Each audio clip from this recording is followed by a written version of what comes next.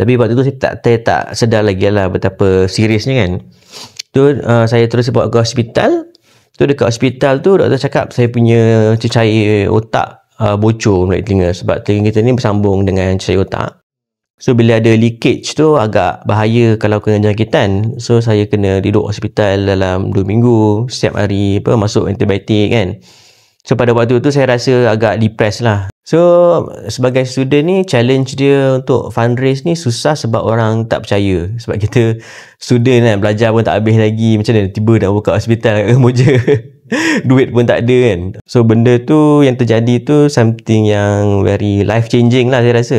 Dalam masa terdekat ni dia tak akan dah replace doktor, tapi dia akan so community Muslim ni dia ada juga yang kaya, ada yang miskin. Tapi yang middle class tu dia tak banyak.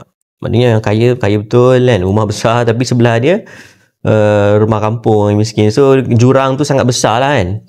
Jadi competition tu untuk buat specialization tu is very high. Dan sekarang ni banyak doktor yang remain general doctor lah, sebab dia tak dapat tempat untuk kepakaran kan. So saya rasa that's the opportunity lah. Saya memang nak mencari sesuatu, betul jumpa pula tempat yang sesuai untuk buat projek ni. So macam itulah bermulanya ceritanya.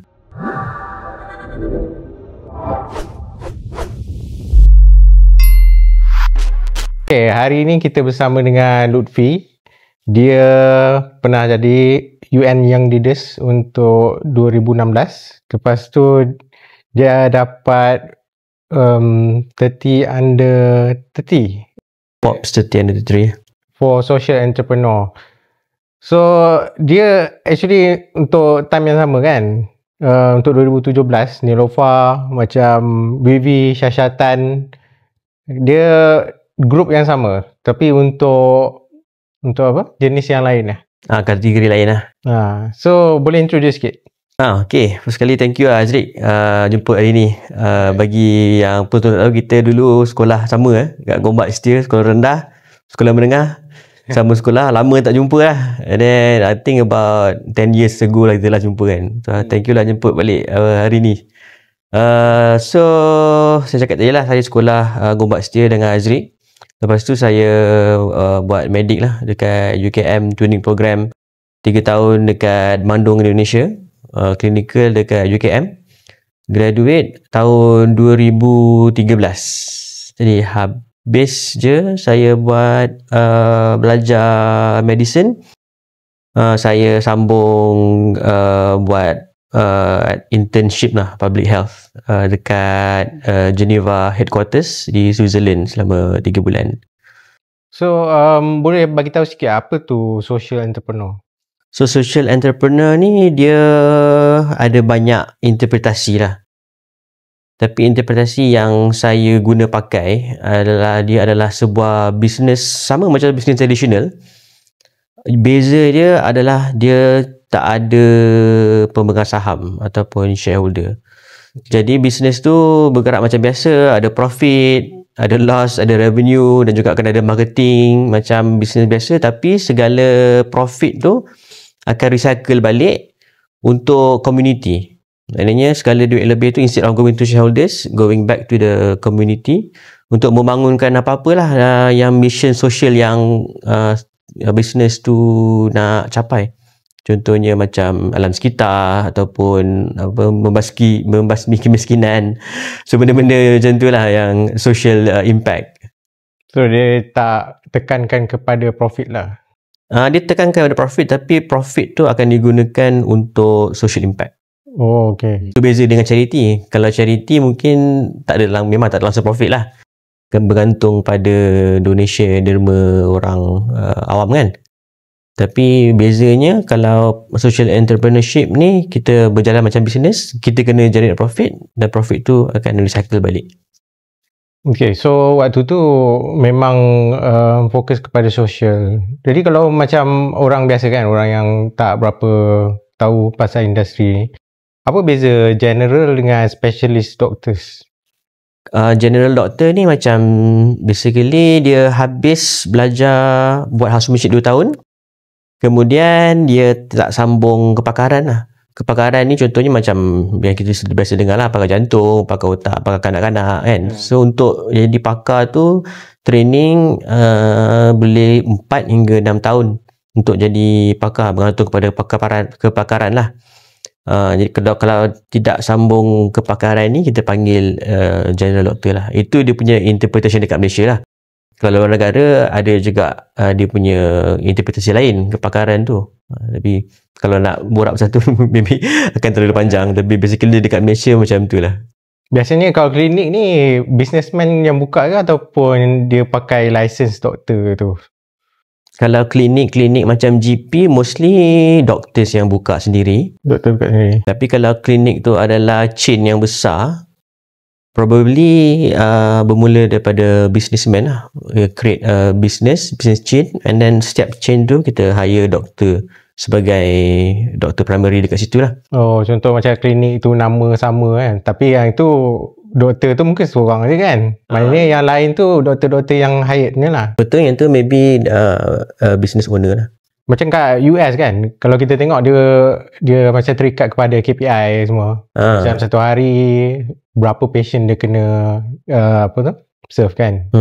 Jadi kalau kat Malaysia macam mana, dia pakai sistem sama ke? Kalau dekat Malaysia ni tergantung sama ada dia klinik swasta ataupun klinik kerajaan lah. Kalau klinik swasta, KPI tu memang bergantung kepada bisnes tu punya mission dan vision lah. Macam sekarang ni banyak klinik yang dah bergerak kepada KPI quality. Quality contohnya berapa lama patient menunggu, kan? Berapa banyak patient yang datang balik dengan masalah yang sama. Itu KPI quality lah. Dia tak ada dia efek kepada orang kata patient punya care tu macam mana? Kalau dia ikutkan satu hari dia kena 100 kan orang. Jadi kalau dia tak fokus kepada seorang ataupun dua orang kan yang memang ada masalah tu dan dia nak selesaikan masalah tu.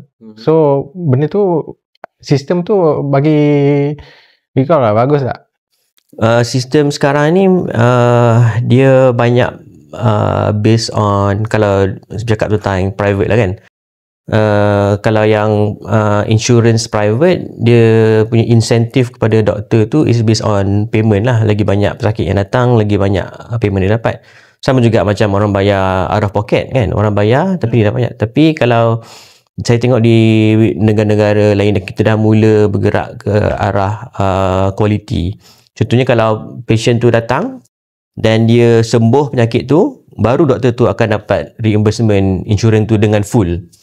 Mungkin kalau dia treat biasa-biasa je kan, dia dapat yang the minimum lah. Tapi kalau dia betul dapat buktikan bahawa patient tu sembuh dan tak berulang kembali, then dia akan on top of that dia dapat extra lah. Tu kita panggil konsep value based healthcare. Macam mana untuk illness kan yang pernah kau lalu lah.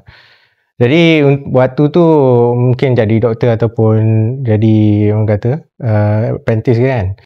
Jadi apa yang common illness ataupun yang severe illness yang pernah lalu lah? Kalau yang severe, masa saya dekat Sungai Buloh dulu, saya houseman dekat hospital Sungai Buloh. Lepas habis houseman sempat floating di klinik kesihatan Sungai Buloh lah. Jadi Sungai Buloh ni dia memang pusat untuk penyakit berjangkit.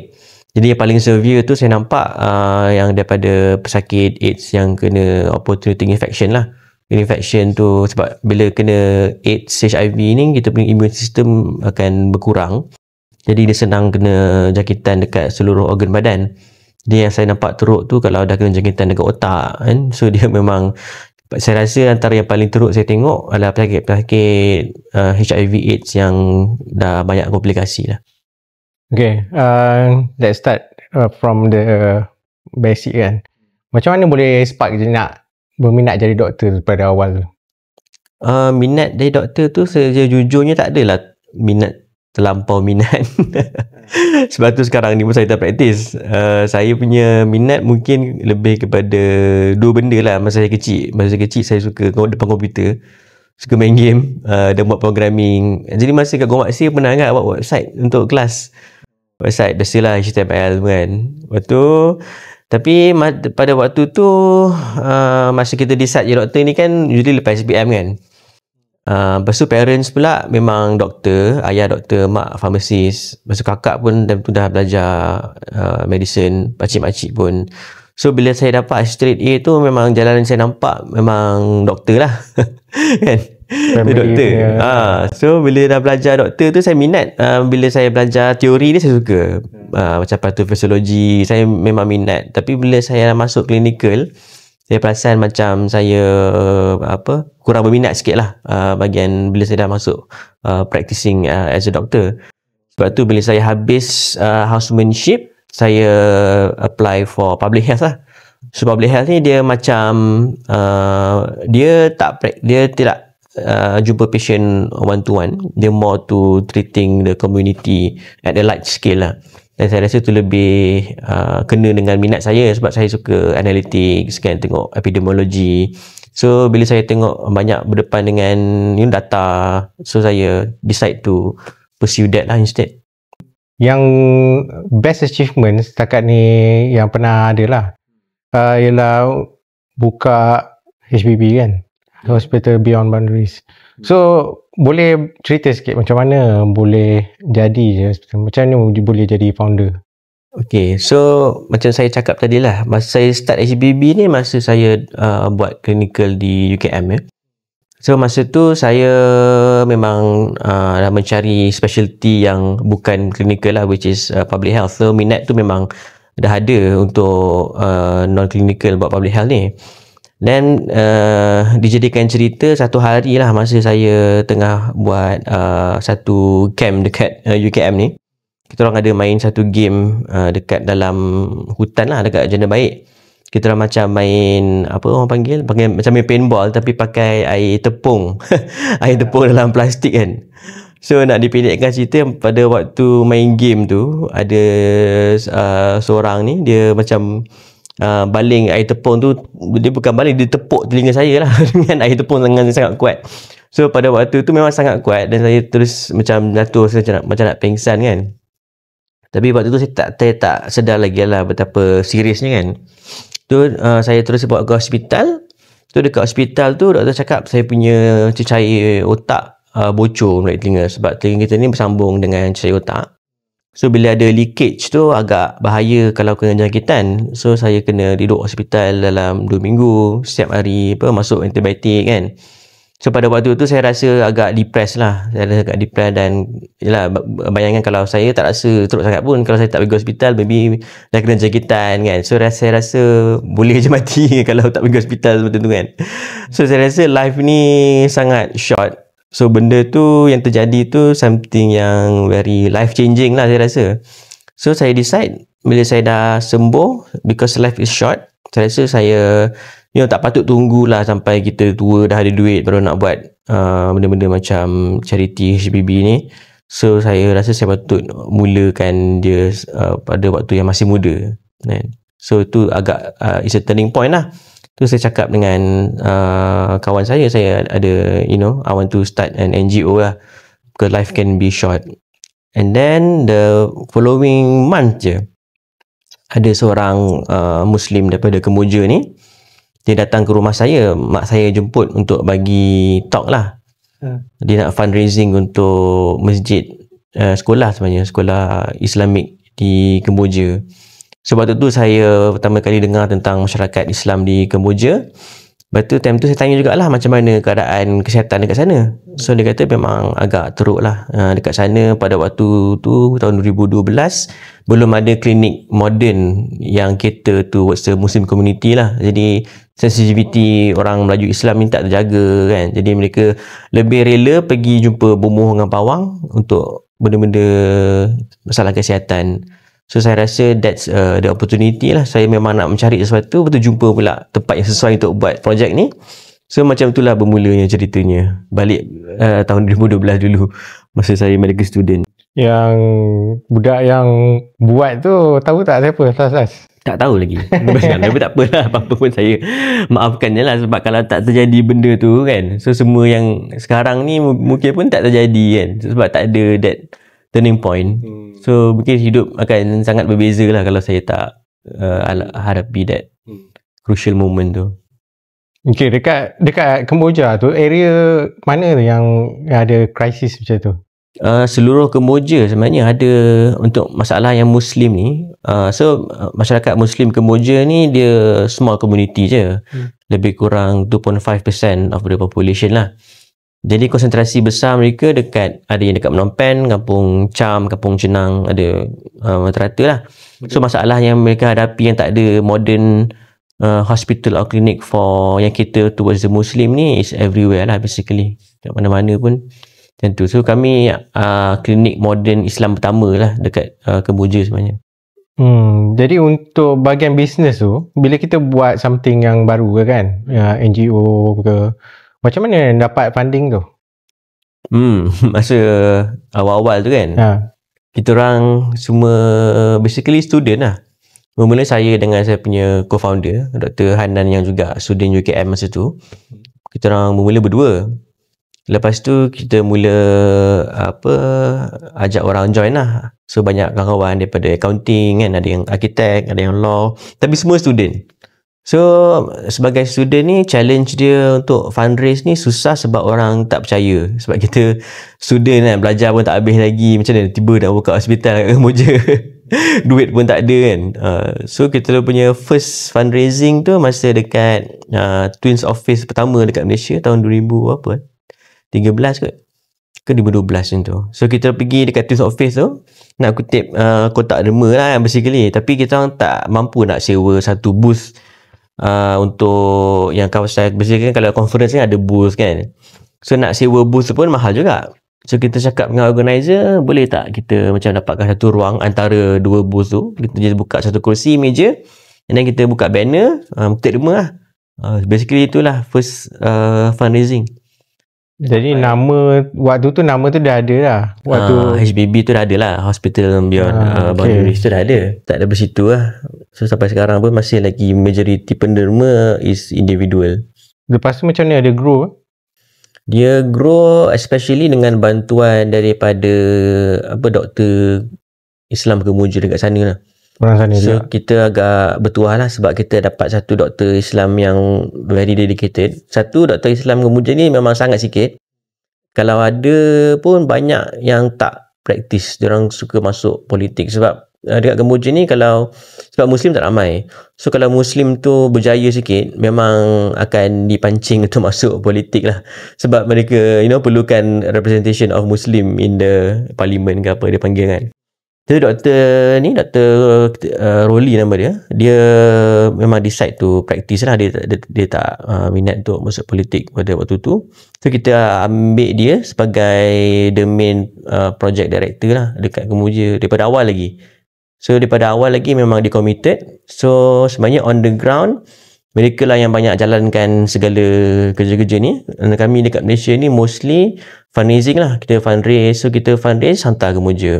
So dia orang akan buat bangunan, beli tanah, settlekan semua legal issues. So Alhamdulillah growing tu memang daripada dua pihak lah. Satu Malaysia fundraising, Kemboja execute. So memang sinergi tu ada. Dia orang yang jadi management kat sana lah.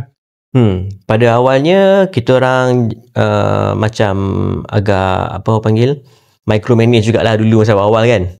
Lepas tu lama-lama kita tengok dia orang ni memang boleh independent sendiri. Sebab dia orang pun orang-orang yang bijak kan, yang bekerja keras semua. So dah lama-lama tu kita makin let go of control. So sekarang ni dia orang manage fully lah, independently, dan fully profitable. Tapi sebagai social enterprise, segala profit tu will go back to the community lah. Kita bagi yang pesakit miskin free treatment, buat campaign, semuanya menggunakan profit daripada patient yang berbayar.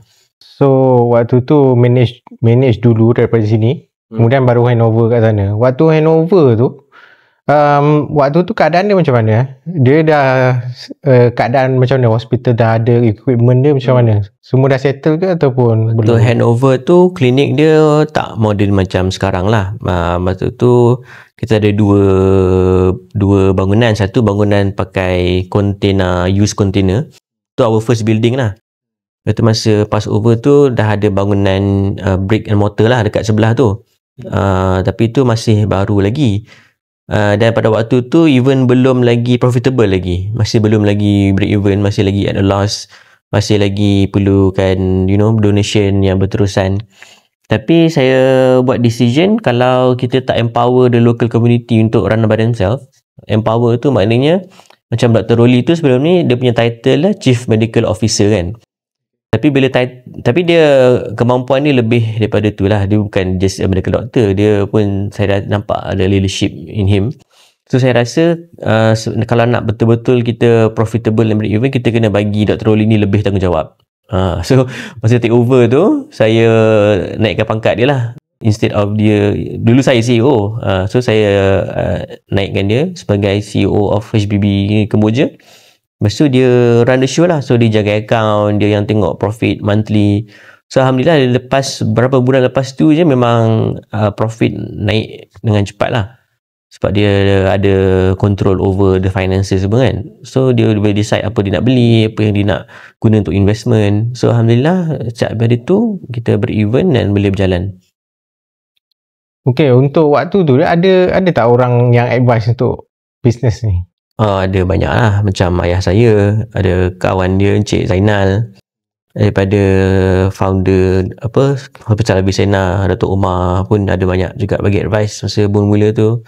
Dan juga ada derma beberapa buah komputer untuk start medical record system kat situ. Daripada Qatar, banyak orang Malaysia yang menetap di Qatar, mereka pun banyak experience kan in management. So banyak lah, banyak sokongan. So kejayaan yang tengok HBB sekarang ni memang datangnya daripada banyak advice from all over. So dekat hospital tu, sebab benda ni asal dia NGO kan, jadi macam mana dia manage sustainability growth tu? Macam mana dia charge tu dekat sana? So community Muslim ni dia ada juga yang kaya, ada yang miskin. Tapi yang middle class tu dia tak banyak. Maknanya yang kaya betul kan, rumah besar, tapi sebelah dia rumah kampung yang miskin. So jurang tu sangat besar lah kan. So itu kita nampak ada opportunity sebenarnya untuk buat cross subsidy. Cross subsidy ni maknanya untuk pesakit yang mampu, dia bayar full term fees, dan segala profit daripada yang full paying patient ni kita gunakan untuk subsidi patient yang tak mampu. So dia punya sinergi tu dekat situ lah, membantu antara community. Dan sebab tu juga banyak patient pergi ke HBB instead of pergi ke hospital private lain walaupun dia mampu. Sebab dia nampak ada benefit tu pasal community instead of just going to private, you bayar and then you tak nampak apa improvement kepada you punya community kan. So beza dia kita punya konsep tu lah. Kira community dia strong jugalah kan, dia support sesama diorang. Agak lah, dia punya community tu agak close knit. So memang dia tak perlu marketing pun macam orang akan tahulah. Jadi macam bandar yang Rufi sebut tadi kan, macam Champa ni, benda tu nampak dengar macam sejarah lama ke tau. Ingat-ingat benda macam tu lah kan. So Champa ni nama kerajaan Champa lah. 100 tahun dulu, saya tengok lah berapa ratus tahun exactly kan. Tapi asalnya kerajaan Champa ni kerajaan Hindu-Buddha. Lepas tu raja dia diislamkan lah. So kerajaan Champa tu seluruhnya jadi Muslim kingdom. Beratus tahun juga kerajaan Champa ni. Kemudian one day mereka dikalahkan dengan, tak silap saya, tentera daripada lebih kurang ada kingdom lah dekat Vietnam, dengan dulu kita panggil lain lah, Burma semua kan. So dia dikalahkan. So bila kerajaan tu kalah, orang-orang Champa ni semua jadi diaspora lah, merata. Ada yang pergi ke Malaysia juga, pergi ke kebanyakannya di Kelantan, Terengganu, ada yang pergi Thailand, ada yang pergi Vietnam. Tapi siapa yang tinggal di Kemboja tu is orang panggil original Champa lah. So orang Champa ni memang dia punya bahasa dia bahasa Champa, kita dengar daripada jauh memang bunyi dia macam bahasa Melayu. Tapi kalau kita dengar tu betul, tak faham. Tapi dengar lah macam bahasa Melayu, macam Tagalog kadang kita dengar pun macam bahasa Melayu kan. Muka Melayu lah sana. Muka memang Melayu habis lah. Kalau pergi memang tak dapat nak bezakan lah. Okay, macam mana boleh sampai kat US tu? Kat US tu sebab saya cakap tadi lah, saya tak minat nak buat clinical. So saya cari specialty in public health lah. So sebab saya time tu saya dapat yang award yang leader dengan Forbes kan. So saya macam nak leverage on that achievement lah, CV tu, untuk try get the best public health education in the world ni kan. So saya survey, saya tengok dekat Harvard University antara yang terbaik lah. So saya apply tahun ketiga lepas saya habis belajar. So 2 tahun Houseman, setahun saya buat research dekat Institute of Health System Research. Tu lepas tahun ketiga tu saya dapat offer, saya terus sambung belajar lah di US untuk bidang public health ni. Belajar di Harvard lah? Di Harvard University, School of Public Health. Apa projek sekarang? So lepas saya graduate daripada Harvard, masa saya belajar tu kan, saya memang pergi sana nak belajar tentang health financing. Health financing? Mana cara kita bayar untuk kesihatan ni lah. Macam insurance ke, macam baru-baru ni KKM ada sebut tentang co-payment. So benda-benda macam tu berkaitan dengan health financing lah. Macam mana kita biayai kesihatan negara ni. So dia bukan just kesihatan, tapi juga kita main dengan financing daripada bank negara, daripada bajet kan. So saya minat benda tu. Dan masa saya belajar tu, saya tengoklah apa bidang financing yang paling panggil cutting edge sekarang lah kan. So saya belajar satu topik ni adalah tentang value based healthcare. So value based healthcare ni intipati dia adalah kita bandingkan kos treatment satu pesakit tu dengan dia punya clinical outcome dia. Contohnya dia sembuh ke tidak kan. Adakah yang dia treatment dia tu mencapai apa yang pesakit tu nak lah. Contohnya kalau kita operate knee replacement, kita tukar knee replacement kan, mestilah patient tu nak berjalan balik kan.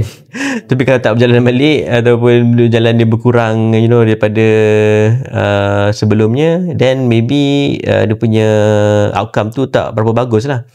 So kita comparekan cost dengan outcome. So mana cost yang rendah tapi outcome dia terbaik, itu adalah value yang terbaik lah. Tapi untuk mencapai nilai cost dengan outcome tu, memang kena ada banyak panggil data lah. So kita panggil data machine learning and AI in value based care. So untuk belajar value based care ni terpaksa pula belajar coding. So bila belajar coding tu tiba rasa minat pula coding ni kan. Sebab cakap dulu kan pernah biasa buat website untuk sekolah semua kan. So bila seronok pula, lepas tu time tu pula AI baru nak naik kan. Dulu ChatGPT tak ada lagi semua, tapi baru discover lah bidang AI ni, programming. Lepas tu tahun bila? Masa buat ni tahun 2017, 18. Oh, awal lagi. Awal lagi. AI ni tak dengar lagi. Tak dengar lagi. Ada dengar tapi tak adalah macam orang kisah kan. So saya agak lucky lah saya masuk AI pada tahun tu yang awal lagi sebelum boom ni kan. So saya belajar programming, belajar AI semua. Lepas tu dah habis, so saya punya thesis pun tentang macam mana nak implement AI untuk jalankan value based care lah, dekat hospital. So saya habis thesis, graduate, memang saya decide untuk kerja dengan tech company lah, tech company yang related to value based care. So saya kerja dengan startup dekat Boston tu selama 4 tahun sampai baru-baru ni. Lepas tu dah 4 tahun tu saya rasa saya nak bawa balik Malaysia lah teknologi apa yang ada dekat US tu. So sekarang ni saya decide untuk start my own company. Saya namakan Valiance Health lah dekat Malaysia. So kita baru start this company startup, dan hopefully tengoklah apa akan jadi. Mungkin the next session kita buat podcast, maybe dah ada banyak hospital ke apa, insyaAllah. Boleh ya. Untuk dekat company dekat US tu, teknologi company tu, dia fokus dekat US ke ataupun fokus US saja? Global. US saja. Sebab tu saya rasa teknologi ni sangat bagus dan perlu dieksport lah. Dan saya rasa kalau saya tak buat, siapa lagi akan buat kan. Rasa macam mana impact AI tu untuk masa akan datang lah dalam bidang kesihatan untuk keseluruhannya memang takkan habis cerita lah kan. Tapi saya mungkin fokus pada healthcare je lah kan. Pada healthcare, daripada sudut kos dan kualiti, dia akan sangat membantu lah. Sebab sekarang ni kita punya kos kesihatan tak stabil kan. Contohnya kalau kita pergi untuk satu prosedur yang sama, hospital A, B dan C, harga totally berbeza. Mungkin hospital B 20 kali ganda, 2 kali ganda kan. Hospital A murah. Tapi outcome ni pun beza-beza juga. Ada yang murah tapi dia tak sihat sepenuhnya kan.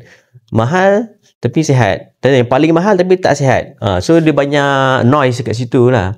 So gunakan AI ni, kita boleh capture semua nilai-nilai data ni in real time. So bila kita capture semua dan kita senang nak compare, dan masa kita compare, kita tahu mana kita nak intervene lah, dan mana kita nak ambil tindakan, kurangkan kos untuk improve patient outcome. Okay, ada tak orang lain buat untuk benda yang sama kan? Lepas tu apa beza projek yang buat sekarang dengan orang lain tu? Sekarang ni yang paling frontier saya rasa adalah macam ada konsep nama diagnosis related group lah, DRG. DRG ni sama juga, dia punya aim dia untuk contain cost lah, untuk kurangkan kos kesihatan. Tapi saya rasa pada pendapat saya lah, DRG dan case mix ni dia perlukan banyak manual work. Dia kena ada kode, kena isi, ada skema lah yang perlu diisi kan. Setiap tu kena isi. Lepas tu baru kita dapatkan nilai yang kita nak bandingkan dengan each other ni. Tapi dengan value based care guna AI ni, kita tak perlukan strict skema. Kita ambil segala apa yang ada daripada rekod data patient tu, sama ada doktor punya notes ke, billing data ke, ubat apa yang di-prescribe, dan gunakan data tu kita automatically guna machine learning untuk groupkan semua prosedur ni instead of kena buat manual. So saya rasa belum ada lagi lah dekat Malaysia ni, kami yang pertama buat that thing automatically guna AI. So doktor dia tak boleh tulis macam doktor lah, dia kena type lah apa ni? Memang kena type. Boleh juga tulis pakai tangan dan kita guna AI untuk detect tulisan, tapi tu agak lebih banyak training diperlukan, banyak cost lah. Dan saya rasa memang sepatutnya lah semua doktor go towards type, sebab zaman sekarang ni most modern economies memang guna digital data. Inspiration tu datang daripada mana? Lepas tu sebenarnya untuk apa? Untuk efficiency, untuk apa sebenarnya? Inspiration dia datang daripada, satu is cost of healthcare, maknanya kos kesihatan negara tu semakin hari semakin bertambah dan berlipat ganda kan? Dan juga patient punya outcome, maknanya patient pun tak ada bertambah baik pun kan? Macam jangka hayat taklah bertambah banyak walaupun kos banyak, tapi macam insiden kesihatan macam diabetes, hypertension semua makin meningkat, kos pun meningkat. So kita tak tahu duit tu bagaimana kan, efficient ke tidak kan? So inspiration dia dengan value based care ni, dia pertama kali kita relatekan kos dengan patient punya outcome. Tu first time lah kita relate kan. So, masa saya belajar dekat Harvard tu, saya rasa agak menarik lah. Selama ni kalau kos kita belajar kat financing, kalau outcome kita belajar kat clinical, tapi kali pertama kita combine kan. So saya rasa benda ni agak promising. So saya memang inspired lah untuk join startup tu and then bawa balik ke Malaysia. So basically program untuk B2B. Jadi ada tak untuk B2C tu? B2C kalau patient tu dapat tahu hospital mana yang terbaik untuk penyakit dia, itu yang terbaik lah kan. Itu pun aim dia juga. Macam dekat Amerika, dia boleh buat dekat sesetengah tempat, tapi kena ada kerjasama daripada pihak kerajaan lah.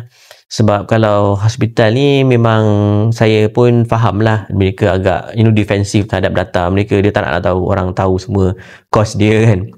Tapi sebenarnya dekat banyak tempat kita dah mula be transparent berapa kos untuk treatment. Sebenarnya kat Malaysia pun sekarang macam kerajaan KM pun kita dah mula wajibkan kos ubat untuk dipamerkan dekat hospital kan. So kos ubat kita dah jadikan dia transparent. Tapi dengan value based care ni dia lebih advance, bukan saja kos ubat tapi kos seluruh treatment untuk setiap penyakit tu kita dapat expect berapa dekat hospital tu. So kita boleh bandingkan lah, hospital ni kalau saya sakit lutut A, B, saya pergi B lah sebab dia murah tapi dia punya doktor dia produce outcome yang bagus. So nanti dia akan berkaitan lah dengan government, dengan law. Betul? Semua-semua tu.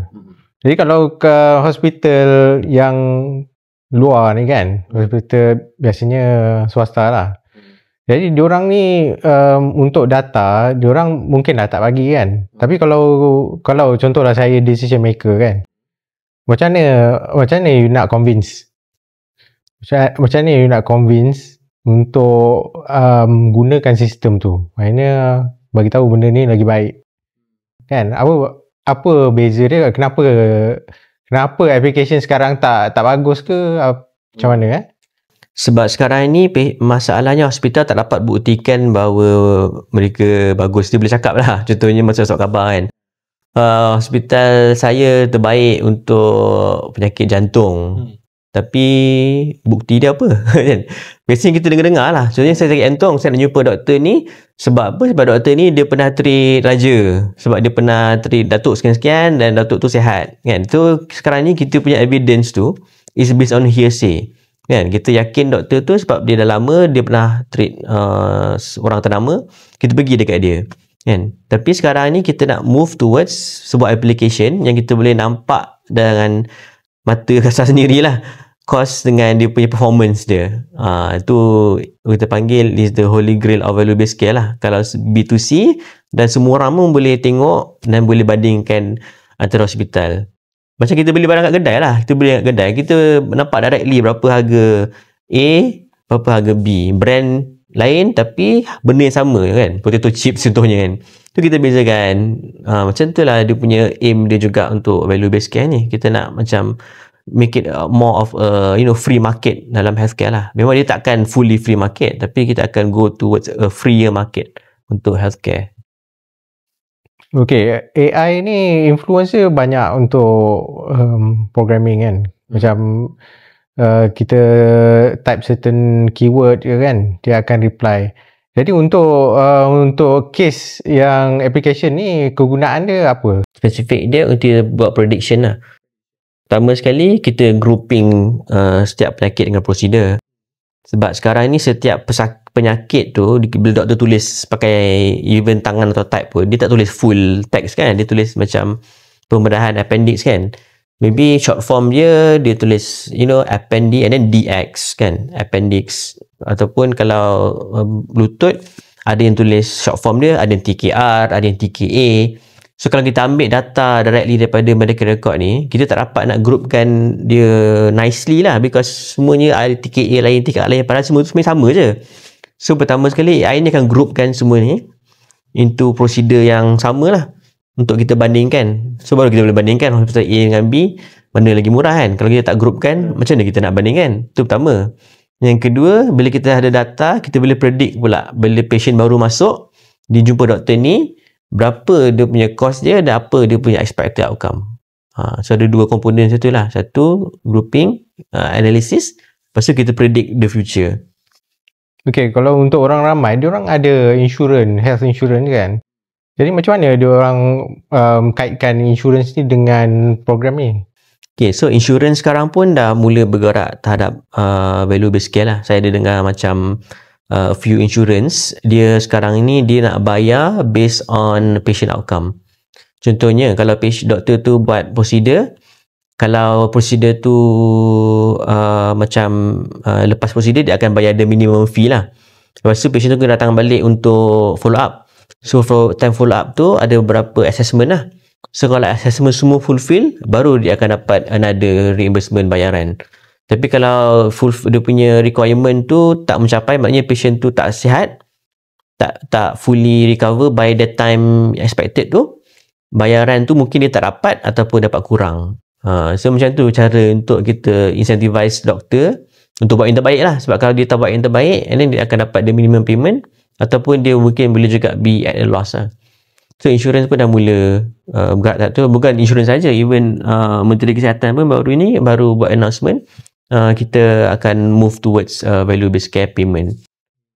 So kerajaan pun akan bayar pesakit, akan bayar hospital dengan value based care punya method. Sekarang challenge untuk bisnes ni apa? Challenge dia sebab kita masih baru, masih kecil kan. Macam sekarang ni ada saya dengan saya punya co-founder je. Dan Alhamdulillah lah, baru ni kita baru fundraise, dan bila kita dah dapat that batch of financing tu, kita akan grow the team. Challenging sekarang ni memang kita sangat early stage tu. Kalau kita pergi ke client, ada juga yang tak yakin lah kan, 2 orang ni boleh ke. Sebenarnya boleh je pakai AI. Kita tak perlukan ramai orang kan, tapi challenge dia mengatasi persepsi klien lah. Sama juga macam HBB dulu, kita tengok semua budak-budak student kan, boleh ke buka hospital. Tapi dah ada pengalaman ni, dan kita just go through je lah. Kita just go on, buktikan kita boleh, dan insyaAllah lah akan berjaya. Macam kalau daripada doktor tukar kepada, orang kata programmer lah kan, data scientist lah, data scientist. To be precise. Macam mana boleh bertukar tu? Ini besar kan dia punya step tu. Sebab orang kata bila kita nak masuk dekat satu sistem, orang kata baru kan, environment baru, dia kena belajar daripada awal kan. Jadi macam mana dia punya transition tu? Sebenarnya transition tu dah mula awal lagi dah, masa saya buat HBB lagi. Sebab HBB ni saya bukannya yang doktor yang treat patient dengan kemboja tu kan. Saya yang set up the clinic, buat community survey, tengok penyakit apa ada dekat sekeliling kawasan Muslim Kemboja tu. So saya punya transition tu bukan macam tiba-tiba, dia macam start daripada HBB. Saya belajar public health untuk bangunkan HBB. Masa habis buat housemanship, saya belajar public health. Masa saya belajar public health tu pun saya dah ada experience lah dengan HBB ni, dan saya cakap saya buat internship dekat Geneva kan. So transition tu dia perlahan dan dia tidak mengejut lah. Dan saya belajar tu macam mula-mula agak patchy kan, sini sana. Tapi bila saya pergi belajar formally dekat Harvard tu lah, saya consolidate semua ilmu tu. So bila saya graduate daripada tu, saya memang ready lah untuk fully transition into data. Waktu masuk doctorate tu kan, dia waktu tu ramai ke orang yang nak jadi doktor dan jadi doktor PAS tu? Nak jadi doktor public health tu? Public health. Kalau kat Harvard dia tak ambil ramai lah, macam 10 hingga 15 satu batch. So saya punya batch ada 12 orang. Okay, jadi semua tu biasa akan pass ke ataupun beberapa je? Tak jugalah, ada juga yang fail. Tapi kalau fail biasanya dia akan bagi repeat lah. Cuma yelah sebab private university kan, Harvard tu kena bayar lah. Okay, apa advice kau kan untuk orang yang nak jump pekerjaan, orang kata minat ke, apa yang diorang kena sedia lah, orang kata kan? Bagi saya firstly is jangan terus lompat lah kan. Kadang-kadang kita nampak benda tu macam menarik, tapi kita tak tahu betul-betul lagi betul ke saya minat kan. So cuba buat part time dulu lah, sampingan. Macam masa buat HBB tu kan, tak adalah saya tiba nak resign, nak berhenti belajar medicine terus buat public health kan, buat hospital. Belajar medicine teruskan, tapi ada part time buat benda lain, kita explore. Sebab kadang-kadang kalau kita dah jump into it, satu tak boleh sustain kan, kita pun tak ada untuk sara hidup pun tak cukup. So kita explore. Once part time tu jadi stable dan kita betul-betul minat dan boleh create income untuk kita dengan family, jadi time tu lah baru kita jump fully into the new career tu lah, career trajectory tu. Sebab banyak je cara untuk kita cuba-cuba kan, test tu. Advice tu lah. Dan kedua, jangan takut untuk mencuba. Nak try part time tu pun kena juga ada courage to start kan. So kena have the courage to start lah, especially kalau masih muda-muda ni. Macam aku tengok kau punya jalan cerita lah kan, dia lebih kepada entrepreneurship lah daripada orang kata kerja makan gaji doktor tu kan. Sebab untuk mulakan something dengan baru tu macam NGO, lepas tu untuk buat business programming untuk business IT ke kan. Jadi benda tu especially dia punya drive tu lain tau daripada kata macam mana, daripada makan gaji. Jadi courage tu dapat daripada mana? Sebab nak ikutkan family members tu macam doktor je semua kan. Macam mana kau pula tiba-tiba lain?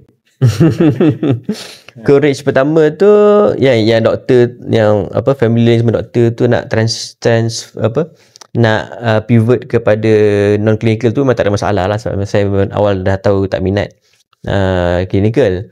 So benda tu memang tak ada masalah, tak perlu courage pun, memang saya nak get out of it je kan. Tapi courage yang lebih penting tu macam mana saya go into entrepreneurship lah kan. Masa saya start company saya sekarang ni, saya dah ada 3 orang anak.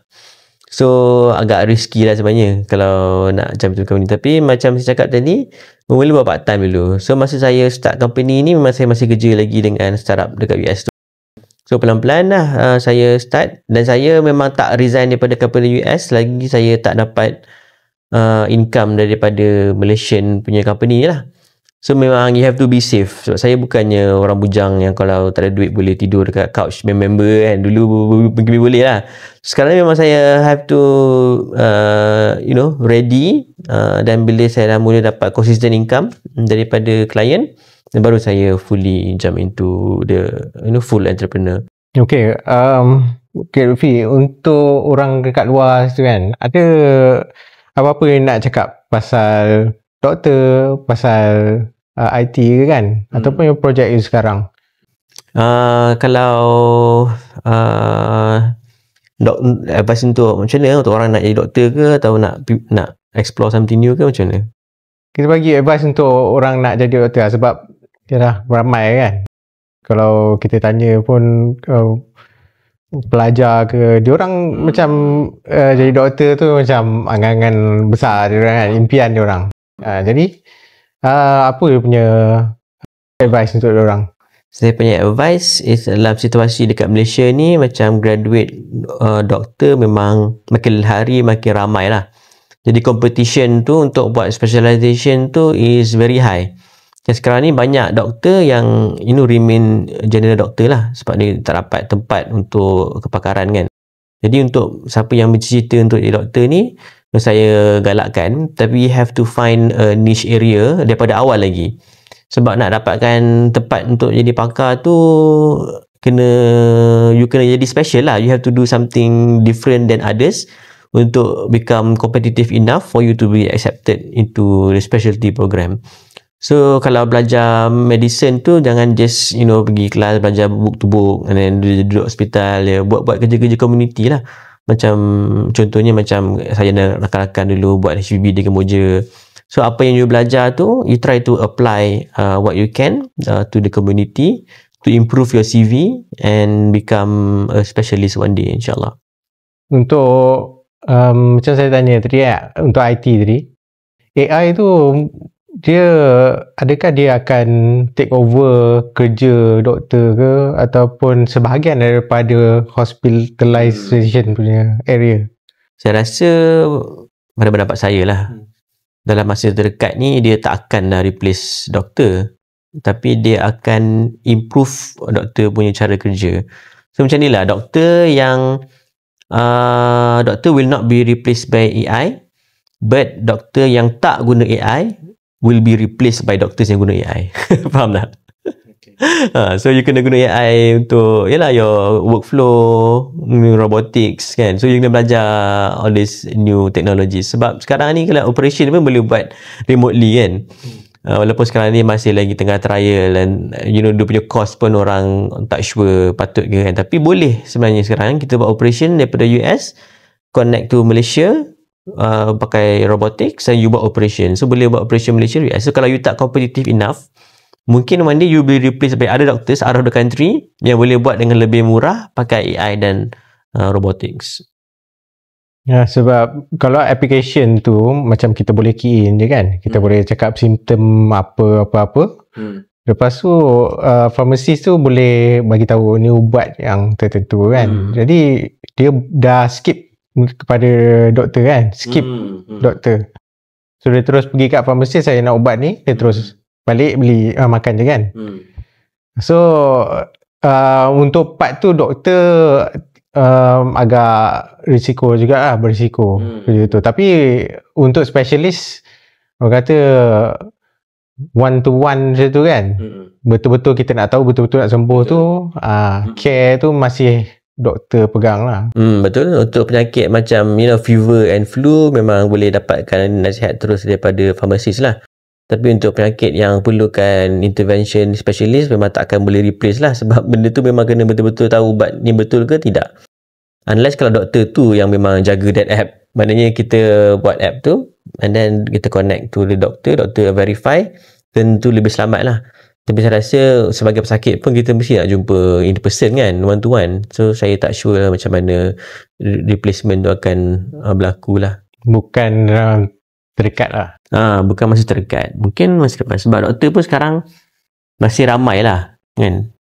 Kalau tempat yang memang kekurangan doktor macam kat kampung pedalaman, maybe benda tu akan sangat membantu. Thank you Lutfi datang untuk podcast ni. Alright, thank you Azrik. So kita jumpa lagi.